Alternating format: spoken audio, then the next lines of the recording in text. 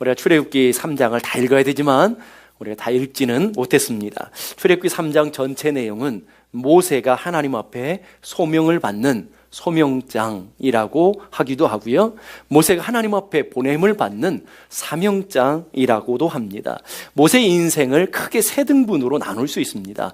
영국으로 말하면 삼막 인생이라고 할 수 있습니다. 1막은 애굽의 왕자의 삶을 1막 인생이고요, 2막은 도망자가 되어서 살인자가 되어서 미디안 광야에서 보냈던 그 시절을 2막 인생이라고 할 수 있습니다. 3막은 그 초라한 모세를 하나님이 다시 부르셔서 이스라엘의 영적인 지도자로, 애굽에 있는 이스라엘 백성들을 건져내는 위대한 영적인 지도자로 쓰임받는 그 시기를 삼막이라고 할 수 있습니다. 그렇게 그런데 어떻게 했길래 그 이막 같은 초라한 인생에서 삼막같이 그렇게 영적인 하나님의 사람으로 쓰임받게 되었을까 하는 거예요.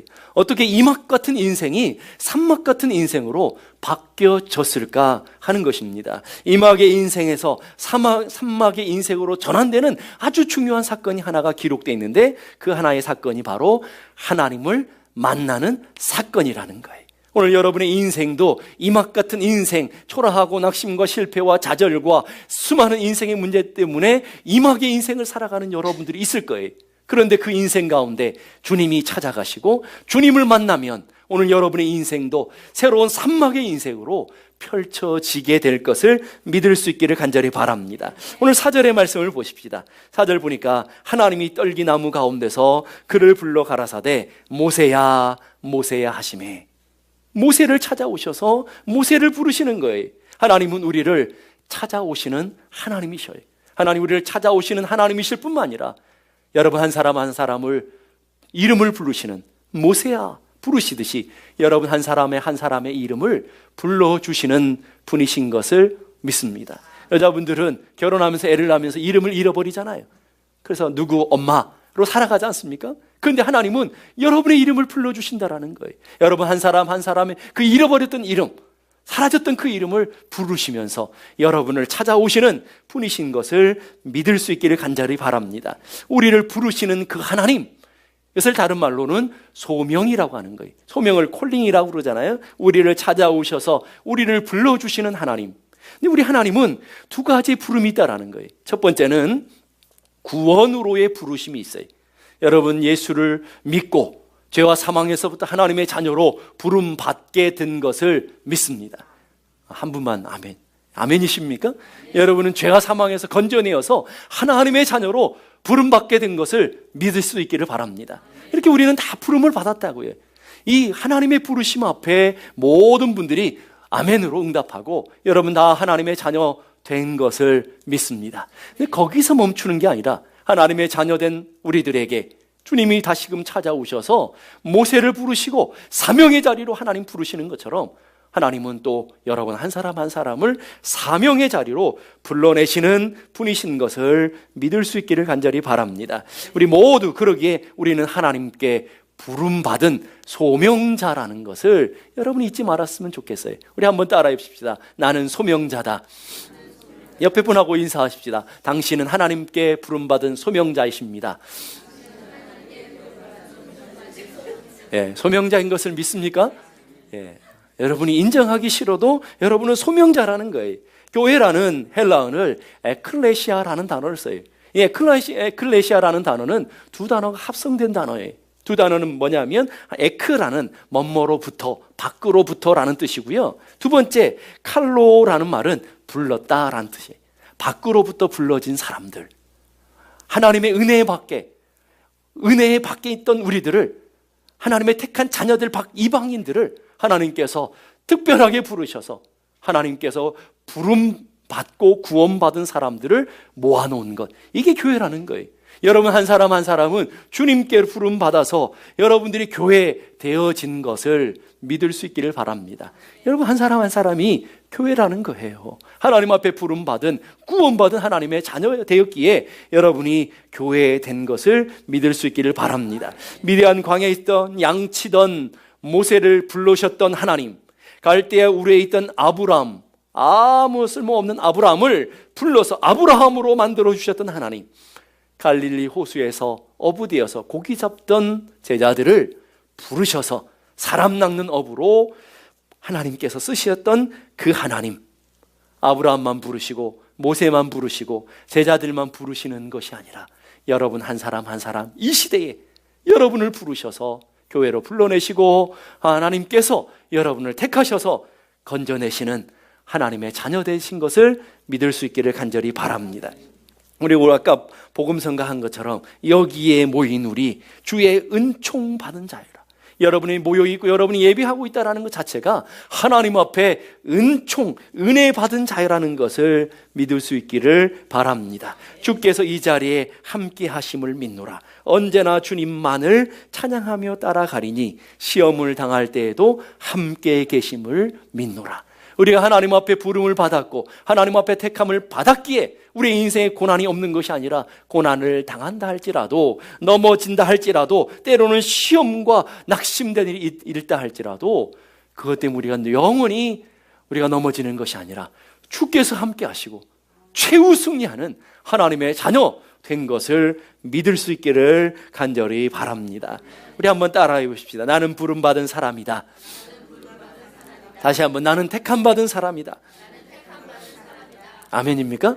여러분은 부름받은 사람이고요, 여러분은 택함받은 사람이라는 것을 꼭 기억하며 살아가는 은혜가 있기를 바랍니다. 그러면 하나님께서 모세를 언제 부르셨느냐는 거예요. 언제? 1절 보니까 모세가 그의 장인 미디안 제사장 이드로의 양떼를 치더니 그랬어요. 이 짧은 말씀 속에는 아주 중요한 말씀이 있어요. 이 시기를 성경은 모세가 80이 되었을 때라고 얘기하고 있어요. 그리고 이 80의 때에 뭘 했느냐면 장인의 양을 칠 때에, 이 짧은 말이 굉장한 의미가 담겨져 있다는 것입니다. 80이라는 나이, 이제는 더 이상 소망이 없다. 이제 하던 일도 정리하고 은퇴해야 되는 그런 나이들 아닙니까, 여러분? 이제 내가 열심히 달려가던 길들을 정리하고 이제 주님 앞에 서는 것을 기다려야 되는 그 나이에 하나님이 새로운 사역을, 새로운 일을 맡기고 있다라는 거예요. 여기 앉아있는 분들 중에도 나는 이제 할 만큼 했어. 이거 나는 달려올 만큼 달려왔어. 이 나이에 내가 뭘 또 해야겠어. 이 나이에 내가 뭘 하겠어. 라고 하시는 분들이 혹 있을지도 모르겠어요. 그런데 모세만 하겠어요? 모세는 80이었는데 80에도 하나님께서 쓰시고 80에도 하나님께서 사용하시는데 모세만 하겠느냐 하는 거예요. 그런데 오늘 두 번째 단어가 뭐냐면 장인의 양을 칠 때에 라는 거예요. 여러분 80이 되도록 광야에 40년 생활을 했는데 40년이 지나가도록 모세 자기의 양이 없는 거예요. 그래서 장인의 양을 치고 있는 거예요. 얼마나 초라한 인생입니까? 옛날에 그런 말이 있잖아요. 화장실과 처가댁은 멀수록 좋다고. 그런데 처가살이를 하고 있는 거예요. 처가살이 40년에도 야곱은 뭐예요? 처가살이를 했지만 엄청난 부자가 되고 엄청난 인생, 새로운 삶의 도약이 되는 그런 인생을 살아내잖아요. 근데 모세는 40년이 지나도록 자기 양이 없는 거예요. 그래서 이 장인의 양을 치고 장인에게 빌부터 살아가는 초라하고 볼품없는 인생이라는 거예요. 근데 하나님이 그렇게 초라하고 볼품없는 나이 들어서 더 이상 소망이 없는 인생을 하나님이 찾아가시고 하나님이 부르셨다라는 것, 하나님이 사용하고 계시다라는 것, 여기에 우리는 큰 소망이 있어야 될 줄로 믿습니다. 나같이 연약한 사람도, 모세같이 연약한 사람 하나님이 쓰신 것처럼 나같이 연약한 사람도, 나같이 나이 들고 아무 볼품없는 사람도 하나님이 찾아오시면 쓰임받을 수 있고 하나님이 쓰시면 위대한 일들을 감당할 수 있다는 것을 믿을 수 있는 하나님의 사람들이 되기를 주님의 이름으로 축복합니다. 어떤 통계에 보니까 세계 역사상 최대 많은 업적들이 있지 않습니까? 그 업적들을 통계를 내봤는데 통계를 보니까 35% 되는 그 업적들이, 그 업적의 35%나 되는 그 수가 말이에요, 나이가 60에서 70세의 나이 사람들이 이루었다는 거예요. 이게 엄청난 거 아니겠습니까? 거기도 보니까 23%가 70에서 80세 사람들이 완성했고요. 또 6%나 되는 일들이 80대 이상 되신 분들이 이뤄냈다라는 거예요. 더 정확하게 말하면 64% 그 범위가 60세 이상의 그 어른들이 다 이뤄냈다는 거예요. 80의 나이에 모세는 이스라엘 백성들을 애굽에서 구원해냈고요. 아브라함 100세에 하나님의 언약을 성취해냈고요. 괴테는 파우스트를 80이 넘어서 기록했고요. 미켈란젤로는 로마의 베드로 그 큰 대성당을요 70이 넘어서야 그때야 비로소 완성했고요. 베르디, 하이든, 핸델 70이 넘어서 불후의 명작들을 남기셨다라는 거예요. 무슨 말을 하는 거예요? 우리도 소망이 있다는 거죠. 여러분도 낙심하지 말라라는 거예요. 여러분도 끝이 아니라는 거예요. 여러분도 하나님께서 쓰시면, 하나님께서 찾아가시면 늦지 않았다라는 거예요. 하나님께서 여러분들을 능력의 팔로 붙드시면 모세처럼, 아브라함처럼, 위대한 믿음의 사람들처럼 쓰임받게 되는 줄로 믿을 수 있기를 바랍니다. 일본의 전기회사 유명한 회사인 마쓰다 고로스케라는 회장이 있어요. 그분이 이런 얘기를 합니다. 내가 이렇게 유명해지고 성공하게 된 것은 하나님께 세 가지의 특별한 은혜를 받았기 때문에 내가 이런 위대한 일들을 행할 수 있었다. 세 가지 위대한 하나님의 선물이 도대체 무엇인가? 첫 번째는 가난하게 태어나는 것이 은혜였다. 여러분, 이게 성공의 비결이었대요. 우리는 가난이 장애물이고 가난이 내 인생의 앞길을 막는 거침돌이라 생각하는데, 이 회장님은 가난했기 때문에 내가 성공할 수 있었다. 가난했기 때문에 인생을 부딪히며 배울 수 있었고 인생의 많은 경험들을 갖는 계기가 되었다. 얼마나 생각이 발상이 다르겠습니까? 오늘 여러분들도 마찬가지. 둘째는 몸이 허약했기 때문에 허약하게 태어난 것이 은혜다라는 거예요. 여러분, 질병이 있고 고난이 있고 아픔이 있으면 나는 인생이 비참하다라고 생각하지 않습니까? 그런데 오늘 마쓰다 고로스케는 뭐라고 얘기하느냐면, 내가 건강하지 못했기 때문에, 연약했기 때문에 그것이 복이었다. 왜냐하니 몸이 허약했기 때문에 잘 먹게 되었고 체력 단련하게 되고 몸을 보호하게 되어서 이렇게 나이가 들도록 건강을 지킬 수 있었다 하는 거예요. 그래서 골골 80세라는 말이 있잖아요. 여기에 골골하시는 분들이 오래 사실 거예요. 왜 그래요? 몸을 잘 지키고 관리하기 때문에. 엄살이 많잖아요. 그런 분들이 조금만 해도 막 벌써 몸을 다 부들부들 떠가면서 보호하잖아요. 그런 분들이 오래 사는 거예요.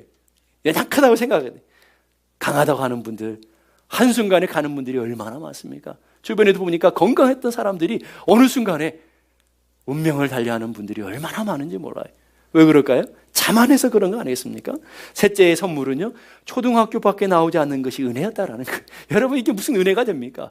못 배운 게 은혜라는 거예요, 여러분. 여러분, 못 배운 거 여러분 수치라고 생각하잖아요. 그래서 나도 대학교까지만 나왔으면 내 인생이 달라졌을 텐데, 그렇지 않더라는 거예요. 이분은 초등학교도 제대로 못 나왔다라는 거예요.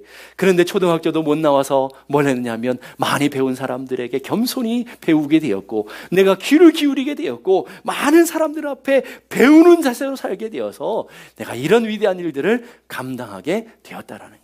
우리의 인생에 보기에는 장애물 같고 우리의 인생에 보기에는 낙심되는 일들 같지만, 어떤 사람에게는 오히려 위대한 일을 이뤄내는 디딤돌 같은 큰 역할들을 감당하고 있지 않느냐는 거예요. 가난, 허약함, 못 배운 것, 우리 인생이 얼마나 걸림돌이겠습니까? 그런데 오히려 믿음을 따라 살고 하나님의 은혜를 따라 살아가는 사람들에게는 오히려 그런 연약함까지도 합력하여 선을 이루내시는 하나님이신 것을 믿을 수 있기를 바랍니다. 그래서 허디슨 테일러는 이런 얘기를 해요. 하나님은 하나님 자신을 의지할 만큼 충분히 연약한 자를 사용하신다. 하나님이 쓰시는 사람이 어떤 사람이라고요? 연약한 사람들, 부족한 사람들, 하나님 의지할 만큼 연약하고 하나님 의지할 만큼 부족한 사람들을 통해서 하나님 큰 일들을 감당하시는 하나님이신 것을 믿을 수 있기를 간절히 바랍니다. 두 번째로, 어디서 만났느냐 하는 거예요. 이 모세가 하나님, 그 위대하신 하나님을 어디서 만났죠? 호렙에서 만났어요. 호렙. 이 호렙은 어디냐 하면 모세가 늘 양치던 삶의 터전이었다라는 거예요. 다른 곳이 아니라, 특별한 곳이 아니라 모세가 늘 양들을 끌고 가서 양치던 삶의 현장에서 하나님을 만나게 되었다 하는 거예요. 오늘 여러분들이 여러분의 일터에서, 여러분이 만나는 사람들을 통해서, 여러분의 가정에서 살아계시고 역사하시는 하나님을 만날 수 있는 것을 믿을 수 있기를 바랍니다. 더 놀라운 것은요, 호렙이라는 뜻이 더 놀라워요. 호렙이라는 이 히브리어는 황무지 폐허라는 곳이, 하나님을 만난 곳이 바로 황무지 폐허 같은 곳. 모세가 낙심하고 모세가 절망하고 더 이상 소망이 없어서 폐허 같은 인생 가운데, 황무지와 같은 인생 가운데 주님이 찾아오셔서 만나 주셨다라는 거예요. 오늘 여러분의 영혼이 황무지 같지 않아요? 여러분의 심령이 낙심과 절망 때문에 황무지 같고 폐허 같지 않습니까? 그런 심령 가운데 주님이 찾아가셔서 만나 주셨다 하는 거예요. 그러면 그 호렙이 도대체 어디 있었느냐 하는 거예요. 호렙이 어디 있었어요? 그 화려하고 풍요한 애굽에 있지 않았다는 거예요. 어디 있었다고요? 미디안 광야에 있었어요. 미디안 광야에 호렙이 있었다는 거예요. 근데 그 미디안 뜻이라는 게 뭐냐면, 미디안이라는 뜻은 다름 아니라 심판이라는 거예요. 심판과 저주의 땅과 같은 그곳에, 그것도 심판과 저주의 땅에 가장 황무하고 가장 황폐한 그곳 호렙에서 모세는 살아계신 하나님을 만났고요, 역사하시는 하나님을 만났고요, 거기서 위대한 하나님의 부르심을 받게 되었다는 거예요. 오늘 여러분의 인생 심판과 저주와 같은 그런 낙심과 절망 가운데 있지 않습니까? 그 가운데서도 여러분의 영혼이 황폐해지고 여러분의 마음이 초췌해지고 여러분의 마음이 폐허가 된 것 같은 그런 절망과 낙심의 순간에 있지 않습니까? 바로 그곳에, 그 자리에 하나님이 찾아가 주시고 하나님이 여러분을 만나 주시고 하나님이 여러분 부르셔서 위대한 사람으로 써주시는 거예요. 내가 할 수 없습니다. 내 능력으로 부족합니다. 하나님, 내 능력으로 더 이상 걸어갈 수 없습니다. 하나님의 도우심이 아니면 더 이상 앞에 소망이 없습니다라고 하는 그 호렙과 같은 황무지, 호렙과 같은 폐허의 땅, 저주의 땅과 같은 그곳에 하나님이 불꽃 가운데로 임하시고 성령의 불로 임하시고 말씀의 불꽃으로 임하신 것처럼 오늘도 여러분의 그 황무지 같은 곳에 말씀의 불로 찾아가시고 성령의 불로 찾아가 만나 주실 것을 믿을 수 있기를 바랍니다. 질병 때문에 내 영혼이 황무해지고, 물질 때문에 여러분의 영혼이 피폐해지고, 삶의 관계들이 깨진 것 때문에 여러분이 절망과 낙심 가운데 있는 황무지 같은 그곳에 주님이 찾아가셔서 여러분을 만나 주신다는 거예요. 거기에 소망이 있는 거예요. 거기에 우리의 기대와 거기에 우리의 믿음이 있는 것을 믿을 수 있기를 간절히 바랍니다. 하나님이 그런 그곳에 주님께서 찾아가셔서 모세를 부르시는 거예요. 모세야, 모세야 부르시고, 그 다음에 10절 보니까 이제 내가 너를 바로에게 보내요. 너로 내 백성 이스라엘 자손을 애굽에서 인도하여 내게 하리라. 하나님은 모세를 부르셨을 뿐만 아니라 모세에게 위대한 사명을 주시는 것을 보게 되는 거예요. 하나님, 모세를 부르신 하나님이 모세를 보내시는 거예요. 어디로 보내셔요? 바로에게 보내시고 애굽에 보내시는 거예요. 바로가 누굽니까, 여러분? 모세를 잡아 죽이려고 하는 모세의 적, 이스라엘 백성들의 적 아니겠습니까? 그 적이 있는 곳으로 보내시는 거예요. 이상하지 않아요? 하나님께서 부르시고 보냈다면 평안한 곳, 복이 있는 곳, 넉넉한 곳으로 보내야 될 텐데 애굽 세상 가운데 보내시는 거예요. 적이 기다리고 있는, 바로가 버티고 있는 그곳으로 보내고 있는 거예요. 여러분의 인생에 왼수가 기다리고 있는 곳 어디예요? 가정 아닙니까? 여러분의 왼수가 기다리고 있는 곳, 여러분의 직장 아닙니까?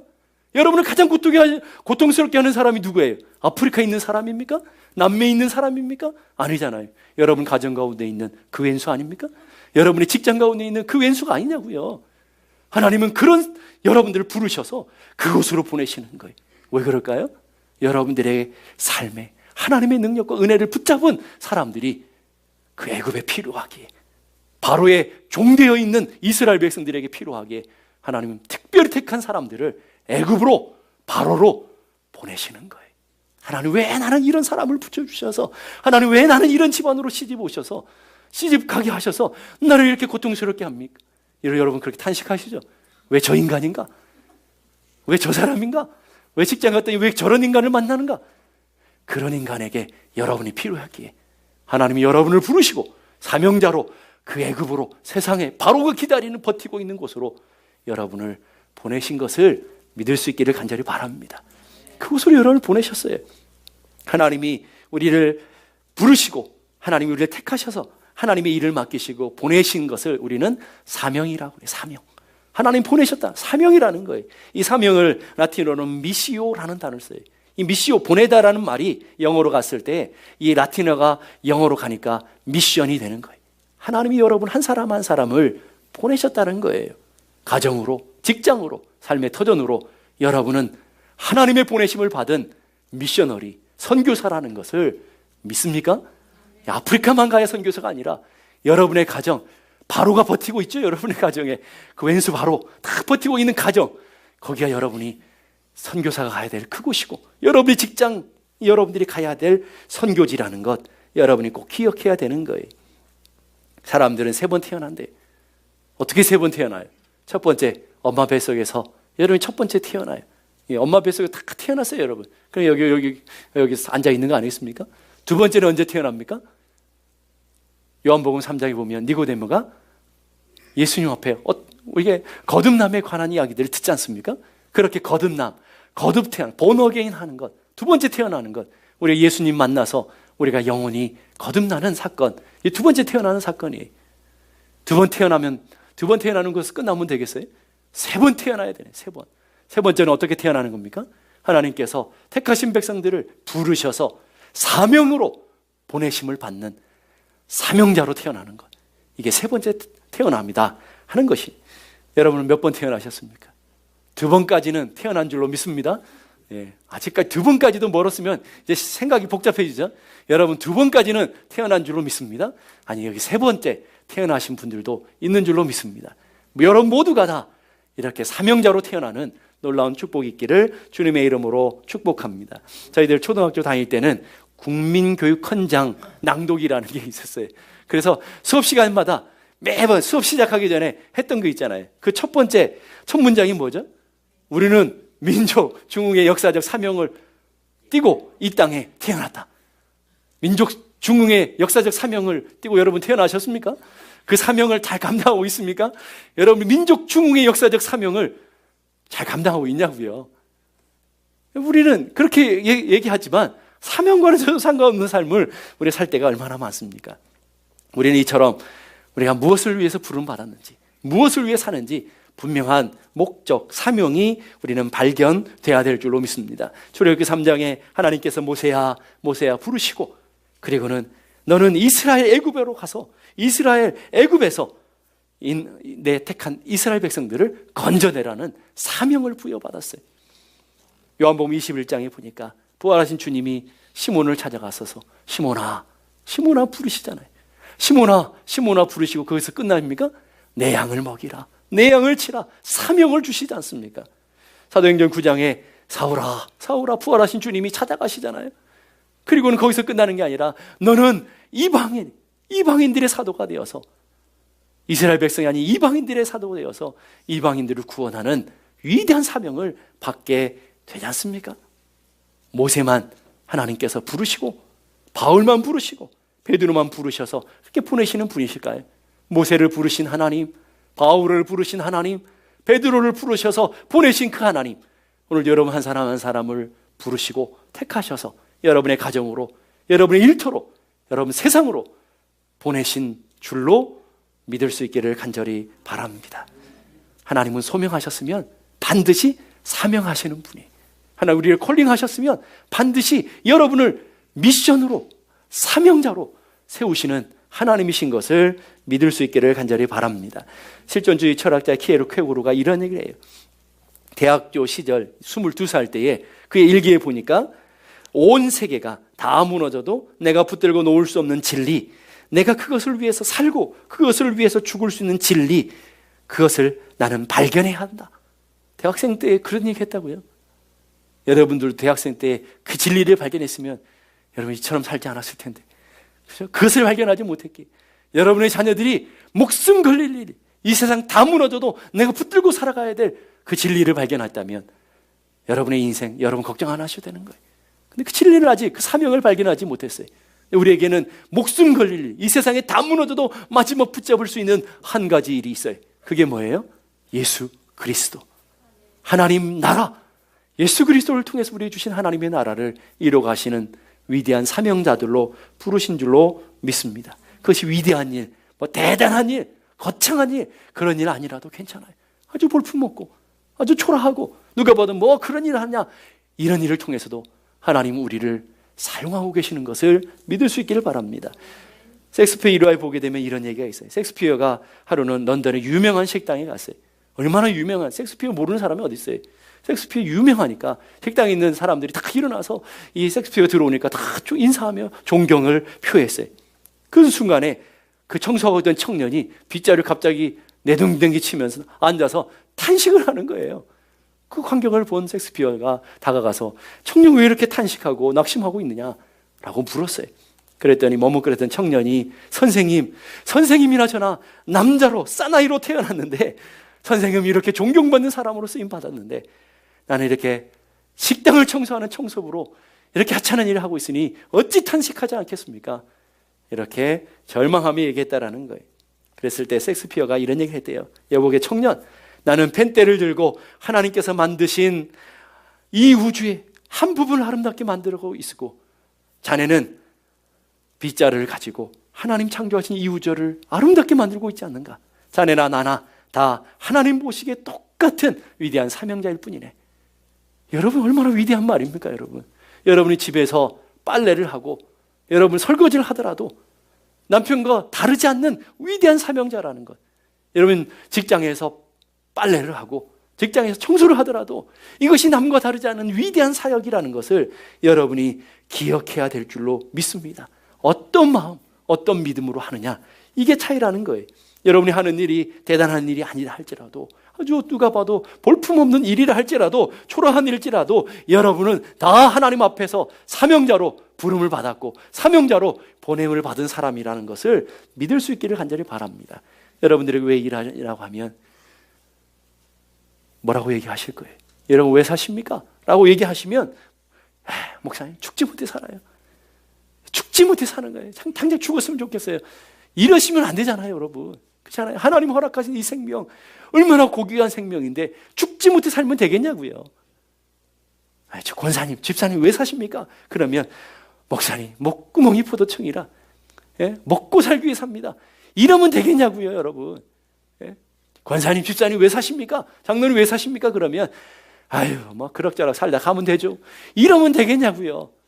여러분 쓸고 여러분 닦고 청소하고 머리 깎고 뭘 하든지 하나님의 부르심의 소명이라는 것을 분명히 깨닫고 여러분이 아주 그 소에서 하나님의 큰 일들을 감당하는 하나님의 사람들이 돼야 될 줄로 믿습니다.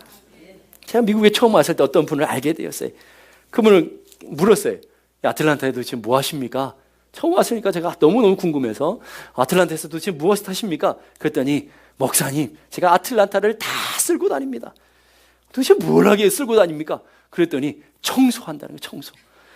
아틀란타를 다 쓸고 다니는 거예요. 얼마 후에 그분 헤어져서 한동안 못 뵀는데 얼마 후에 그분을 뵀어요. 집사님 요즘 뭐 하고 다니십니까? 그랬더니 목사님 제가 요즘 아틀란타를 누비고 다닙니다. 도대체 뭘 하기에 누비고 다닙니까? 알트레이션 누빈다는 거예요, 여러분. 이 아틀란타를 누비고 다닌다는 거예요. 한동안 헤어져서 못 보고 한 2, 3년 지나다가 그분을 다시 만났어요. 집사님 요즘 뭐 하고 다니십니까? 그랬더니 목사님 제가 아틀란타를 주름 잡고 다닙니다. 도대체 주름 잡는 게 도대체 뭐예요? 그랬더니 세탁소를 한다는 거예요. 이런 자부심이 있어야 되는 거예요, 여러분. 뭘 하더라도 아틀란타를 쓸고 다니고 아틀란타를 주름 잡고 아틀란타를 누빈다는 그런 자부심 갖고 살아야 되지 않겠습니까, 여러분? 여러분 하는 일에 좀 소망을 갖고 소명감을 갖고 여러분 해나갈 때에 여러분은 한 일이 곧 사명일이요, 여러분 하는 일이 곧 하나님의 부르신 일이라는 것들을 기억할 수 있기를 간절히 바랍니다. 명지대 총장으로 계셨던 정근모 박사님을 여러분 아실 거예요. 여러분 믿음의 사람이면서 위대한 한국에 낳은 과학자, 핵물리학자 여러분 아시잖아요. 정근모 박사님. 그분은 언제나 어디서나 자기를 소개할 때 이렇게 소개했대요. 그분은 과기처 장관도 하셨고 위대한 총장도 하셨고 교수도 하셨는데 자기를 소개할 때마다 언제나 나는 교수 선교사입니다. 나는 장관 선교사입니다. 항상 뒤에 강조점을 선교사라는 얘기를 했다라는 거예요. 나는 하나님 앞에 부름받은 교수 선교사입니다. 이렇게 얘기했다는 거예요, 여러분. 여러분 그 식으로 말하면 여러분은 나는 주방 선교사입니다. 나는 세탁 선교사입니다. 나는 미용 선교사입니다. 이런 자부심 가지면 얼마나 좋겠어요. 여러분 무슨 선교사입니까, 여러분? 밥 밥솥이나 운전하는 그런 사람이라고 착각하지 마시고, 여러분 자녀를 양육하는 양육 선교사입니다. 얼마나 위대한 일을 맡겠습니까, 여러분? 그런 믿음과 소망을 갖는 하나님의 사람들이 돼야 되는 거예요. 한번 따라해 보십시다. 나는 선교사다. 아멘입니까? 어디로 부름 받았어요, 여러분? 어디로 보냄을 받았어요? 아프리카입니까? 네, 집으로, 집으로, 여러분의 직장으로 보냄 받은 곳에 바로가 버티고 있고, 다 타락해서 애국 같은 곳이라 한다 할지라도 여러분들이 가서 그곳에 빛과 소금으로 살아가야 되는 위대한 선교사로 부름받고 보냄을 받은 선교사라는 것을 여러분이 꼭 기억했어요. 여러분, 선교사라는 것을 믿습니까? 그러면 선교사라는 이름값 하며 살아야 되겠죠? 자, 한번 따라해 주십시다. 이름값 하며 삽시다. 자, 다시 한번. 이름값 못하면 밥값이라도 합시다. 예. 이름값 못하면 밥값이라도 좀 하고, 우리가 살아야 되지 않겠어요? 제가 부대에 있을 때 대대장님이 항상 중대장, 소대장들을 모아놓고 늘 하는 말이 있어요. 저희들 모아놓고 늘 했던 말이 밥값 좀 하라고. 그리고는 밥을 잔뜩 사주고는 내일부터 보겠다고 밥값 좀 하라고. 밥값 하려고 살아야 되는 여러분. 이름값 못하면 밥값이라도 하고 살아야 돼. 그래서 얼굴값. 이 얼굴값을 이제 나쁘게 말하는 게 꼴값이래요. 그래서 여러분 얼굴값을 하고 살아요. 그렇잖아요. 밥값, 이름값, 얼굴값하고 살아가는 그런 사람들이 돼야 될 줄로 믿습니다. 하나님, 여러분 한 사람 한 사람 모세처럼 나이가 들고 볼품없고 연약하고 낙심과 절망, 황폐한 소망이 없는 이제 나이가 들었는데 이제 그럭저럭 살다 죽지 뭐, 그런 여러분들에게도 주님이 찾아가셔서 만나주시는 거예요. 모세야 부르시 여러분 불러주셔요. 그럼 여러분 어떻게 응답해야 되는 거예요? 모세야 부르셨을 때에 여러분들이 어떻게 응답해야 돼요? 여러분들의 이름을 부르실 때 주님 앞에 어떻게 응답해야 되는 거예요? 이사야서 6장 8절 보니까 내가 누구를 보내며 내가 우리를 위해서 누가 갈꼬? 라고 물으셨을 때 이사야가 뭐라고 말했어요? 내가 여기 있나이다. 나를 보내소서. 이사야가 가는 곳, 고난이 있고 수많은 어려움과 환난이 기다리는 그곳 아닙니까? 여러분, 근데 주님 앞에서 내가 여기 있습니다. 나를 보내소서 하고 갔던 것처럼 오늘 주님이 여러분을 부르시고 여러분을 초청했을 때 여러분들 그런 대답을 했으면 좋겠어요. 비록 내 집에 바로가 버티고 있어도 주님, 내가 여기 있습니다. 나를 보내주십시오. 내 직장에 바로가 버티고 있어도 그것이 애굽이라 할지라도 주님, 내가 여기 있습니다. 나를 보내소서. 내가 여기 있습니다. 나를 써주소서. 이렇게 믿음으로 설 수 있는 하나님의 사람들이 되기를 간절히 바랍니다. 찬송가 355장, 신학교에서 참 많이 불렀던 찬양이 부름받아 나선 이 몸 어디든지 가오리다. 괴로우나 즐거우나 주만 따라 가오리다. 이건 1학년 때 불렀던 거예요. 1학년 때는 부름받아 나선 이 몸 어디든지 가오리다. 2학년 때 바뀌어요. 부름받아 나선 이 몸 경기도까지만 가오리다. 3학년 때 또 바뀌어요. 부름받아 나선 이 몸 서울까지만 가겠습니다. 무슨 말이에요? 힘들고 어려운 곳 안 가겠다는 거예요. 오늘 우리는 부름받아 나선 이 몸 어디든지 가오리다. 괴로우나 즐거우나 악월골짝 빈들에도 소돔 같은 거리에도 내가 가겠습니다. 존귀 영광 권세 다 주님 받으시고 멸시천대 십자가는 제가 지고 가겠습니다. 제가 그 주님 맡기신 사명 들고 애굽으로 가고 주님 맡긴 사명 들고 바로가 있는 곳으로 가서 하나님, 내가 그 십자가 감당하며 주님 앞에 서는 날까지 충성을 다하겠습니다. 내가 여기 있습니다. 나를 보내십시오. 이렇게 설 수 있는 하나님의 사람들, 하나님의 사명자들 되는 놀라운 은혜가 있기를 주님의 이름으로 축복합니다.